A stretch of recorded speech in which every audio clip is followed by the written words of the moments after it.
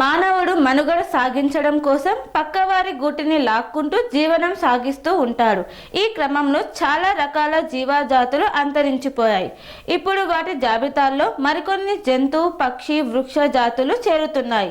కేవలం ఇంటి నిర్మాణం కోసమే కాకుండా తన బతుకు ఉన్నతంగా తీర్చిదిద్దుకోవడానికి ఆధునిక జీవన విధానాలను అనుసరిస్తున్నాడు.